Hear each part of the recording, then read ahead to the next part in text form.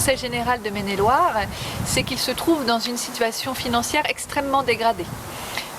Toutes les collectivités sont aujourd'hui dans l'interrogation par rapport à leurs finances, puisque le contexte des finances publiques dans son ensemble, au niveau national mais aussi au niveau local aujourd'hui, s'est resserré. Les collectivités disposent de beaucoup moins de moyens qu'auparavant.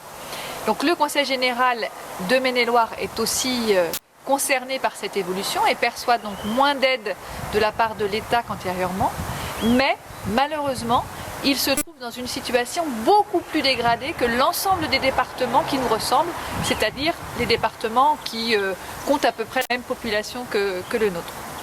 Donc pourquoi cette situation ? Je dirais qu'il y a deux raisons à cela. La première, c'est le contexte général des collectivités.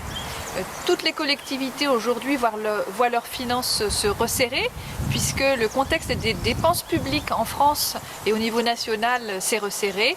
Il y a moins d'aides allouées aux collectivités et le Conseil général est lui aussi concerné par cette baisse de dotation de la part de l'État. Mais néanmoins, l'Anjou est beaucoup plus, confronté aux difficultés, parce que les décisions qui ont été prises jusqu'alors pèsent sur la situation financière de notre collectivité. Donc ça, c'est la première raison qui concerne tous les départements et bien entendu le département de Maine-et-Loire aussi. La seconde raison est liée aux choix et aux décisions qui ont été prises ici en Maine-et-Loire, puisqu'il n'y a pas de raison que l'Anjou soit dans une situation beaucoup plus dégradée qu'ailleurs. Or, nous sommes en quasi-faillite. Donc, qu'est-ce qui s'est passé ?